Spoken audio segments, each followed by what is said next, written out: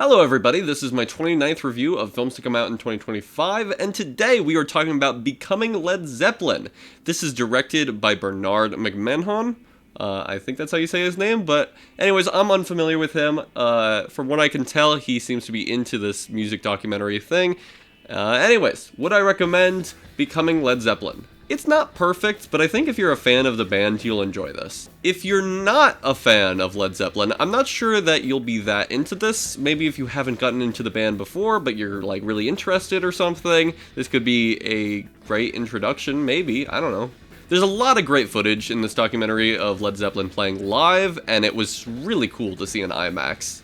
There's this one scene where Jimmy Page is playing a Telecaster with a bow, and he's like pressing the strings past the neck. It was very cool.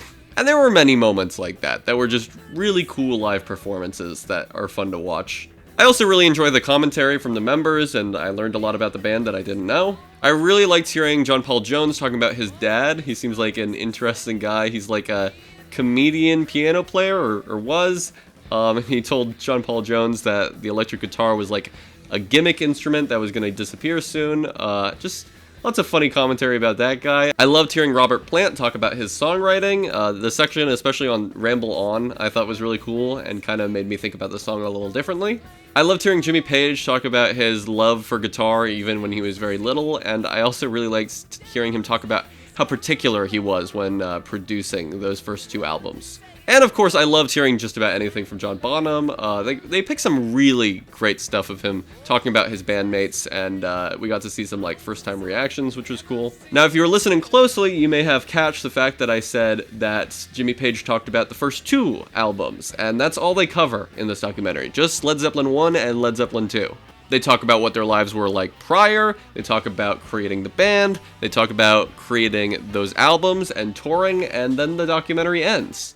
And that's okay. The documentary is called Becoming Led Zeppelin. I just felt that the amount of time that we spent on those first two albums was kind of long. I really didn't feel like we needed to spend that much time on them. I mean, we hear like the main songs on those albums probably twice in the documentary, because they play the songs underneath the members talking about stuff, and also they play live versions of the songs that the members did.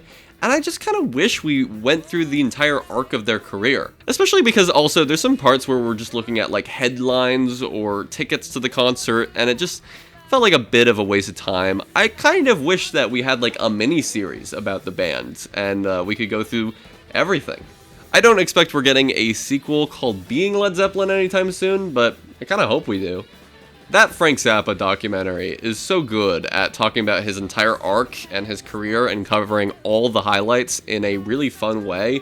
And sure, it would have been fun to go into depth about some of the Frank Zappa albums or see more performances, but I just feel like I prefer this method of documentary more than Becoming Led Zeppelin. I wanted to hear the band talk about Led Zeppelin 3 and how they had a different approach and made it a lot more folksy. I wanted to hear them talk about Led Zeppelin 4. I wanted to hear Jimmy Page talk about writing the riffs for Black Dog and Going to California, how that was inspired by Joni Mitchell, and of course Stairway to Heaven. I want to hear them talk about the recording process for When the Levee Breaks, because those drums have that big booming sound, and I know they recorded it in like a really weird way. I wanted to hear them talk about the shift to Houses of the Holy, and how there was a long period of time between Led Zeppelin 4 and that album, and how they decided to make something very different from what they had created before with Houses of the Holy. I wanted to hear them talk about Physical Graffiti and how they decided to make a double album with that one, and why they decided to go in the direction of those amazing lengthy songs. And I wanted to hear Robert Plant struggle with his vocals on Presence, and the creation of Achilles' Heel, probably the most underrated Led Zeppelin song. I wanted to hear them talk about In Through the Outdoor and how they decided to go with such a different approach for that one, and I wanted to hear them talk about how they created Coda after the band had ended. I think the way the band ended is really interesting. I mean, they just stopped when John Bonham died, and I wanted to hear them talk about that. I wanted to hear them talk about what they did with themselves after that. I also kind of wanted to hear them talk about the plagiarism allegations. Like, there is one part where Jimmy Page is talking about, I think it's Dazed and Confused, one of the Led Zeppelin 1 songs, and he's like, yeah, I thought it was a cool version of that other person's song. I was just kind of interested to hear their commentary about all that now. Anyways, this is good. I enjoyed it. I really love seeing the band play in IMAX and see these old recordings of them, hear them talk about everything. I'm a big fan, so of course I was going to enjoy this.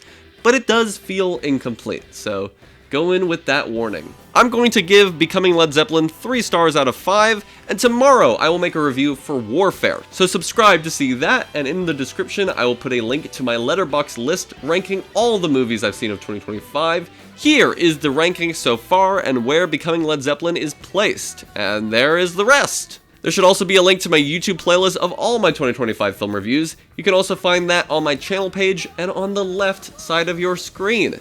Thank you for watching. Comments and likes are very much appreciated. That's all I gotta say. See ya.